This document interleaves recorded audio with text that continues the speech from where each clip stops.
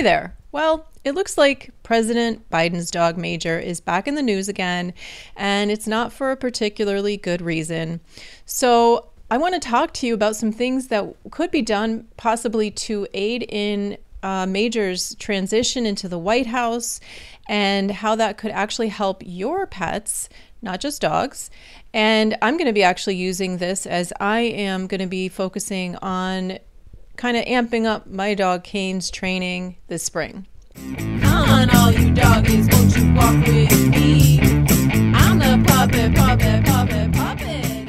If you haven't been here before, I do have weekly episodes about animal communication, natural pet care, and I have interviews with experts in the fields of animal care and advocacy. I really do appreciate you subscribing so that you can be updated about future episodes and hitting the like button. Both of those things really are important to grow the channel and also to get this out in front of other people who might benefit from it. And I just greatly appreciate you doing that, sincerely. Welcome to this two-part series that I'm doing on helping animals with training using animal communication and acupressure. So if you haven't somehow heard, Major Biden, one of President Biden's German Shepherd dogs, has had two incidents that have made the news since the inauguration, as it's called. Major is a 3-year-old German Shepherd, and the Biden's other dog is Chance. He's 12 years old.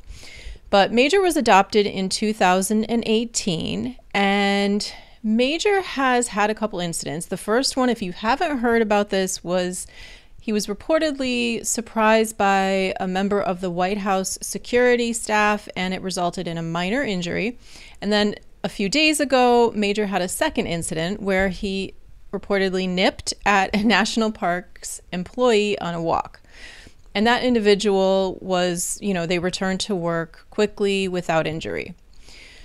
So Major has been in training. They've mentioned this as he transitions into the White House. And at this point, as I'm recording this, it's only April 2nd. So it really hasn't been that long. Major has had clearly to adjust to some pretty big things in his life, like coming to the White House. That's a pretty big transition for a dog with all these people around and these completely different space, different smells, different schedule, I'm sure. Now, Major was actually a rescue from a litter that had been exposed to something toxic in the home, and he was actually fostered by the Bidens, and that was when he was in the associated with the Delaware Humane Association, and then President Biden adopted him. So I was pretty excited to see 2 German Shepherds in the White House. I love German Shepherds. I would say they are my favorite breed, whether they're mixed or purebred. I have a German Shepherd dog named Kane, and if you're interested in watching some videos about Kane, he's had quite a history and I've had to work a lot with him. There's some videos that I have about him, and I'll have those up on the screen at the end of this video. So what about you? Do you have a favorite breed? Let me know down below. And of course, we love adopted animals here. I am an advocate for them, but even animals that are mixed sometimes have sort of a little bit more of certain breeds. So I'd love to just hear that. So animal communication is understanding what an animal is thinking and feeling.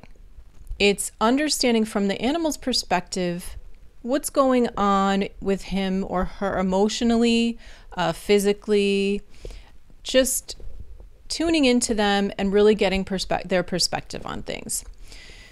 And I've been an animal communicator professionally for, I think it's 16, 17 years, and I have done this all of my life, but I do this professionally and I do teach animal communication. And I find that animal communication can really help in most situations, and especially when you're doing training with a dog. So while I'm sure the training that Major is getting is top-notch, if he's still having issues, even though he's getting this top-notch training, what else might enhance the training? And what else could help other dogs who are training and maybe even running in, hitting some walls with it?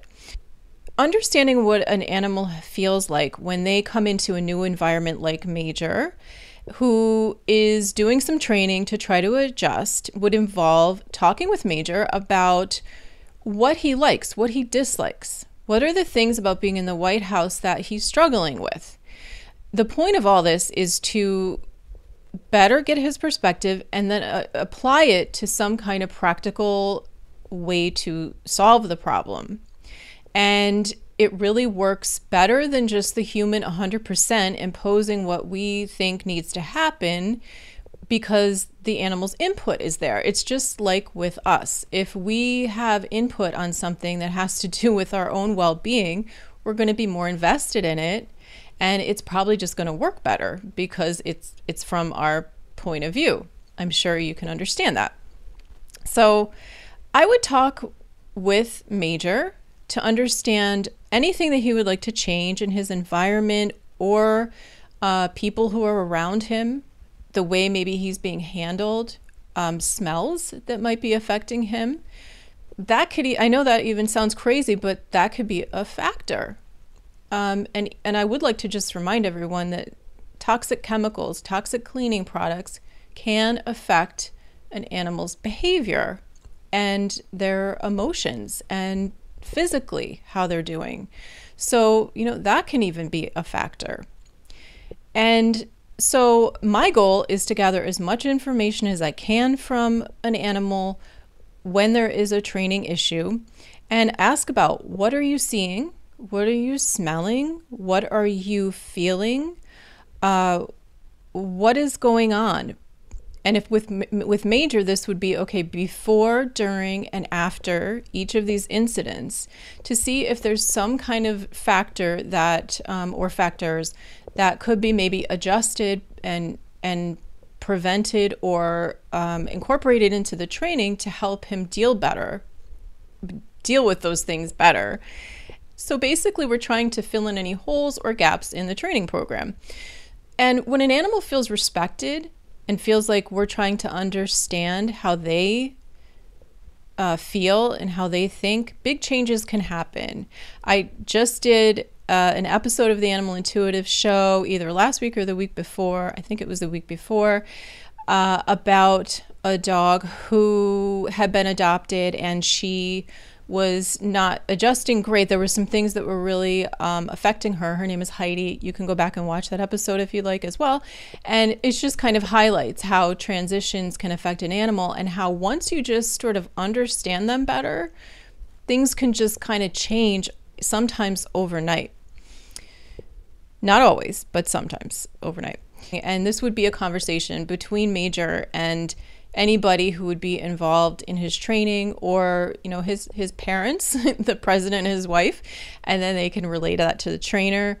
But this is how we do animal communication. It's a conversation between the caretakers, the pet parents, and the animal.